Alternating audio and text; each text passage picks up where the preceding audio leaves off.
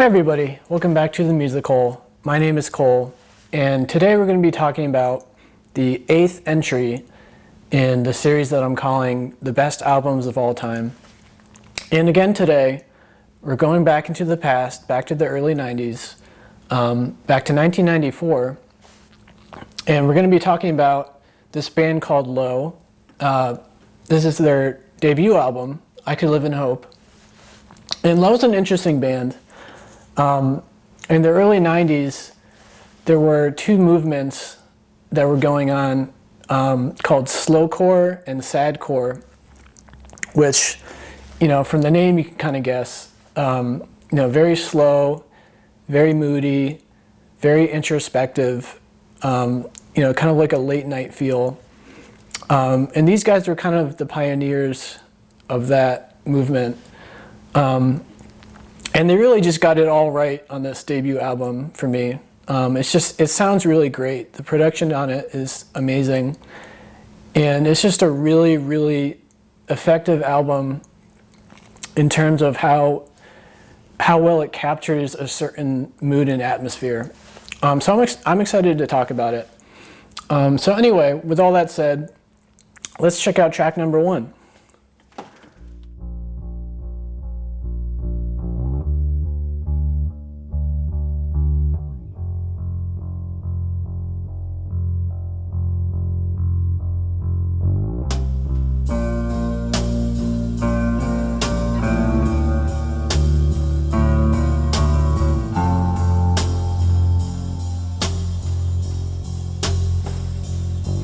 I just think that's such a great beginning. I mean, immediately you're inside the world of this album. As I said, it's like a dark, introspective, late night journey that you're going through. And the album is basically about a man who's suicidal. He's having a really tough time in his life. You're not exactly sure what's going on, like why is he so suicidal? But he is. And so, some of the songs in this album kind of get into what that would be like for somebody struggling with that. So it's pretty interesting in that way. And, the feel of the album musically, sonically, just really reinforces that theme. So we're gonna get into that with clip number 2 for this song, where we get into some lyrics, and you'll see what I mean. So let's check it out. 3 inches above the floor, man in the box wants to burn my soul, and I'm tired.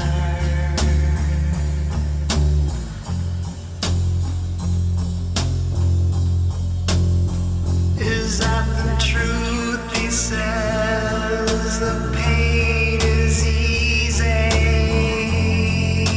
Too many words, too many words. Again, just a really dark song. And from the lyrics, what you can kind of tell is that this guy, he sounds like, maybe he's a Christian, in the sense that when he says the man in the box wants to burn my soul, I interpret that as like this guy, as I said, is feeling very suicidal, and he went to go see his priest, and I guess he confessed to his priest that he was feeling this way. And I guess the priest was like, well, if you do that, you're going to go to hell. And so the song also kind of says that like this guy is, I guess, in the process of hanging himself, because he says, I'm 3 inches above the floor, and he's tired. So like he's tired of life. And later on in the song, some really interesting lyrics come up, because he says, and I can hear them, if you're hearing screams, come back, child. which I thought was really interesting because, again, here's a religious kind of guy. He might believe in hell. And basically what he's saying is that, mid-suicide attempt, he's afraid that he's going to go to hell if he kills himself, but he wants to kill himself. So if he hears screams, while he's doing the act, in his mind, that's because he's about to enter hell, basically. He's about to enter damnation. So yeah, this guy is just really struggling in his life. He's just very depressed. Something's wrong. Something is so wrong in his life that he wants to end it. But he's also just really, really afraid that if he ends it, he'll be damned. So it's just a really intense song. And again, the mood of the song sonically just really enforces that. I think it's an amazing job. But that's all I have to say about track 1. So with that said, let's talk about track number 2.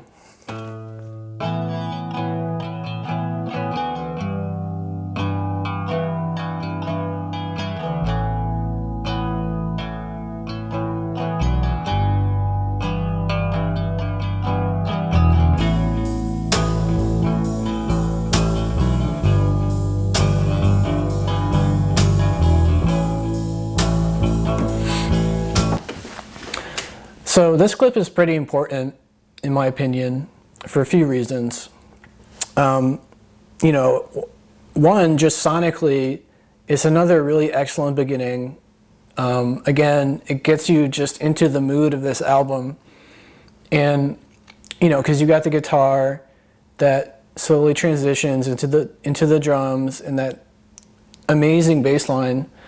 But it's an important clip because most of the songs on this album have a very similar beginning. Not only in the build-up is kind of the same, but pretty much every song begins with a killer bass line or a killer guitar line, and then slowly builds up into the drums. But I just want to say that keep in mind that essentially, the beginnings of these songs, if you like them, that overall sound is just going to repeat throughout each song. So, in general, even though I'm talking about the beginning, I'm really talking about the entire song. Because again, this is a very minimalist genre, slowcore is. So because it's so minimalist, each sound that they choose has to be just really powerful, really well recorded, really thought through. And it's really impressive in that sense that on their debut album, they just really nailed it, in my opinion. But also just as one of the first examples of slowcore, just the fact that they were able to just right from the get-go, they just made one of the top slowcore albums of all time. Even 30 years later, I've listened to a whole bunch of slowcore albums, and other than the first Red House Painters album, this is still, in my opinion, it's at least my favorite. I'll say that, at least, But anyway, that was a long rant. We're going to skip tracks 3 and tracks 4 for a few reasons. One is, lyrically, there wasn't anything that really stood out to me. And again, the lyrics on this album are not exactly the high point, in the sense that I only really have 3 songs lyrically that stood out to me that I'll talk about. It's mostly that this album excels sonically, at creating a really believable, effective atmosphere. So I'm going to skip tracks 3 and 4 simply because, again, you've got a great build-up in the beginning, you know, amazing bass lines, amazing guitar lines, but nothing that was like so different that it would have been worth clipping and talking about. So in that regard, it's slightly disappointing. But anyway, so let's skip to track 5 and check it out.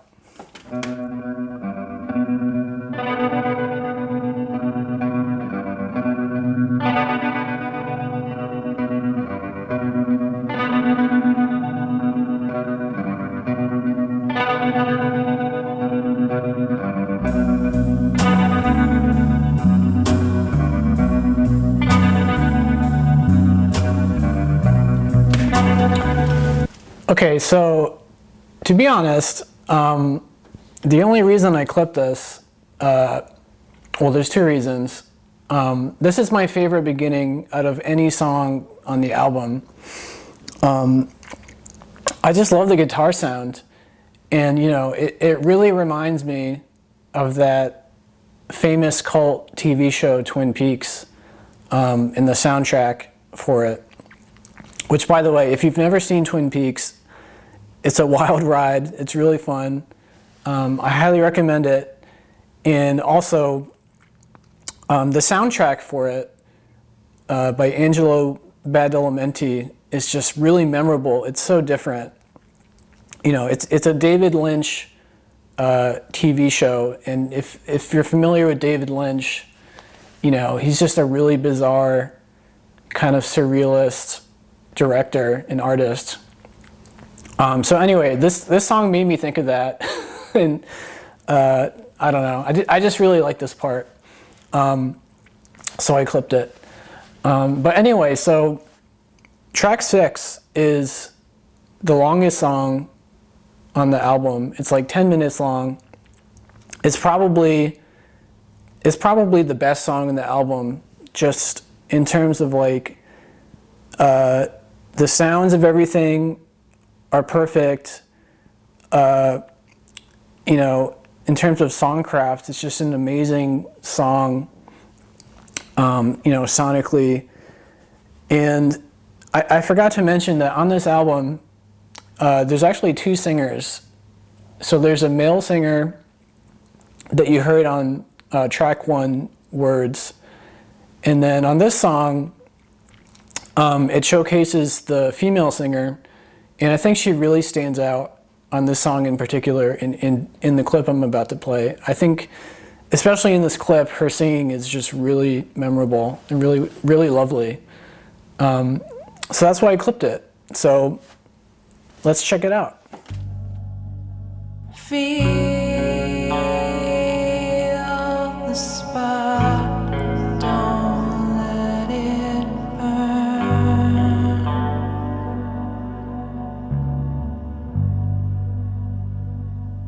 We all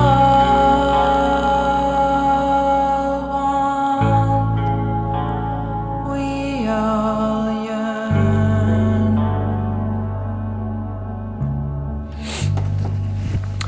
Again, just a really lovely vocal performance. I thought it was very memorable. You know, unfortunately, I don't actually really know what the song is about, but that's fine. I just think it's a really great song sonically. It's just really well recorded. It's probably my favorite song on the album. But anyway, so this clip actually got me thinking about a few things. So the first thing would be that, you know, as I mentioned, this album has 2 singers, a male and a female singer. And so I was thinking about that, and I was trying to figure out, you know, if there's a significance to that. Like, what does she represent exactly? You know, maybe another character. I wasn't able to figure it out. I'll admit that, unfortunately, but if you guys have an idea, I'd love to hear it. I'd love to figure it out. It would make my day. But the second thing that this got me thinking about was the names of the songs. So, you know, if you've looked at the track list, you'll notice that every song is just, the name of every song is just one word long. And I like that because if you think about what this album is about, you know, it's about a guy who's suicidal, he's depressed. You know, in track 1 he mentions that he's tired. So like if this album and the lyrics on this album are like his mind state, then you could probably assume that like the reason each song title is only a word long is because he's so tired that like he only has the energy to just like, you know, to describe the song he's only like down or words or lullaby. You know, that's just how like done he is with life. So I kind of like to think about it in that way. I think it would work if you consider that. But anyway, so track 7 is a bit of a misfire for me. You know, it's not bad. It's okay. If it was a bad song, I would tell you guys, believe me. But it's totally fine, but not really that interesting. So I'm gonna, you know, go to track 8. I have a couple things that I want to clip for you guys on track 8.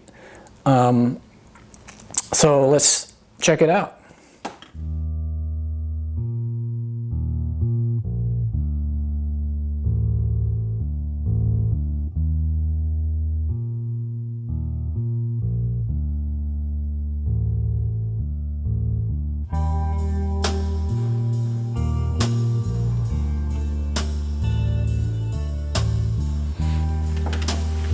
So again, just another amazing bass line. And really the reason that I clipped this one in particular is it's my personal favorite on the whole album. Just the sound of it is so terrific. And really this album, as I mentioned, is just a masterclass in, you know, how to just create an effective mood and atmosphere with very little. You know, less is more. This band just really, as I mentioned, just knocked it out of the park on their debut album. And this beginning in particular for me was like the best version on the album, at least in terms of like the bass line. So that's why I clipped it. But this song is really interesting. It's a key song on the album. It's called Down. And I've got another set of lyrics that I want to talk about that I thought were really interesting. They really spoke to me. So I clipped it. So let's check it out.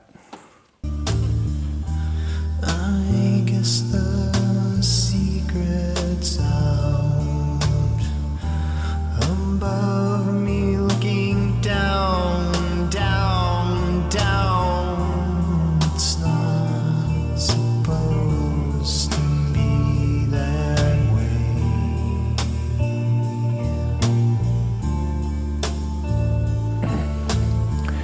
This for me is just easily the best vocal performance when it comes to the male singer on this album. I think it really stands out. You know, when he says like above me, looking down, down, down, just the way that he phrases it, I thought was really powerful.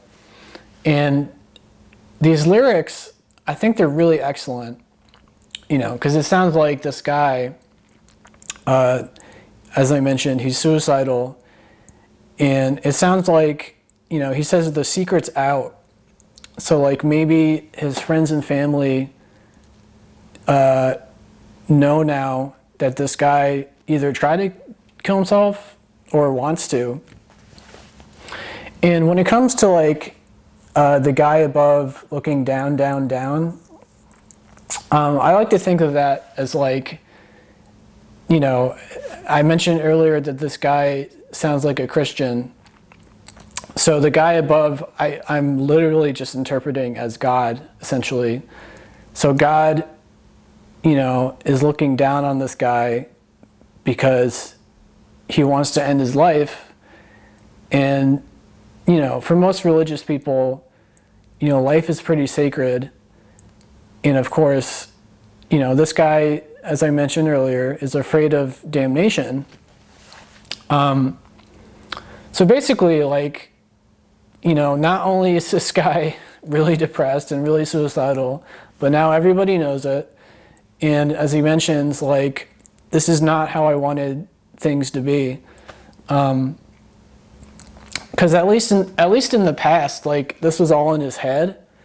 And, you know, I've been depressed, as I'm sure many of you people have been before. And it's one thing to, like, feel depressed and have these thoughts, but to have that in addition to, like, people in your life knowing just how badly you're feeling, especially if you're feeling suicidal, I mean, that would be a nightmare, you know. But anyway, so that's all I have to say about track number 8. I only have one more clip from the album, from track 10. These were another set of lyrics that really spoke to me. So let's check them out. You gotta need more. You gotta need more.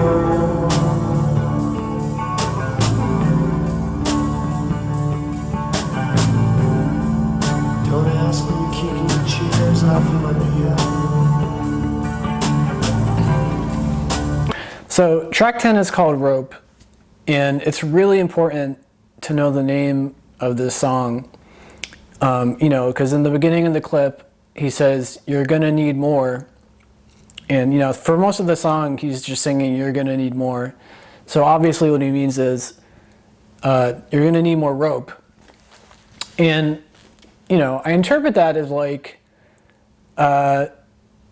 he's talking with somebody who's suicidal, and basically what he's trying to tell this person is that, like, you know, I can't really help you.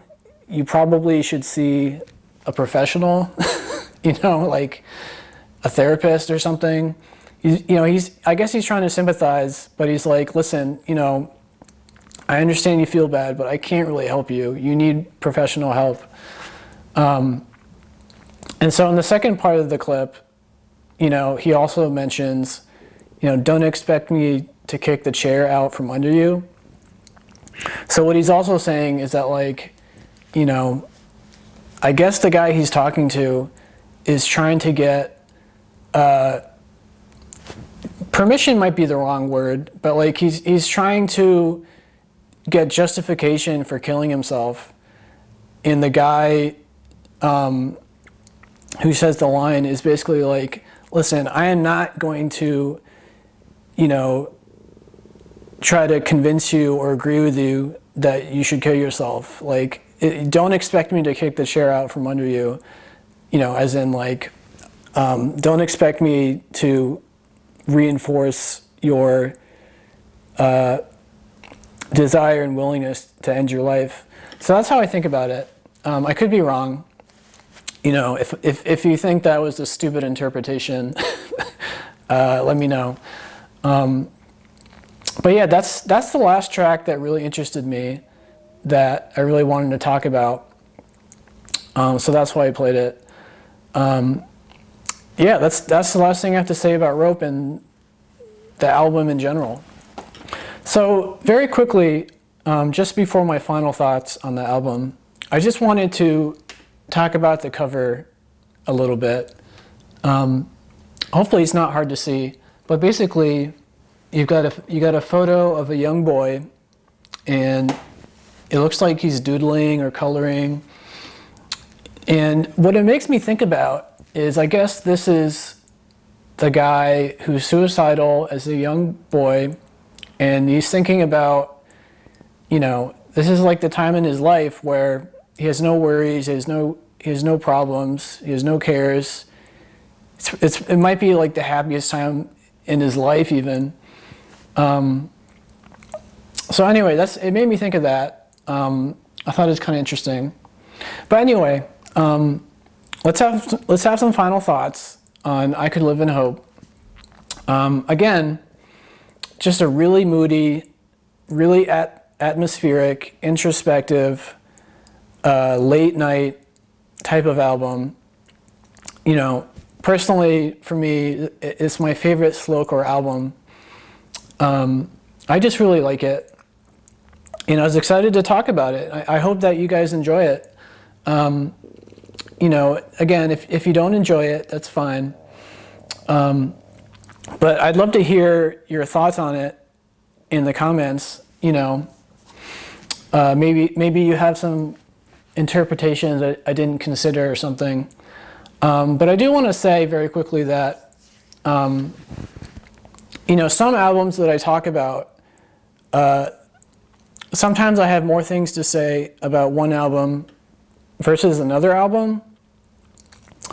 And, you know, it's just kind of is what it is. You'll notice that I didn't have a whole heck of a lot of clips for this one.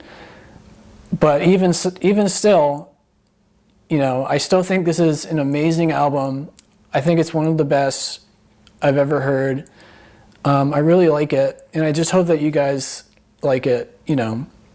But anyway, yeah, this is Low. This is their debut album, I Could Live in Hope. Check it out, and have a good one.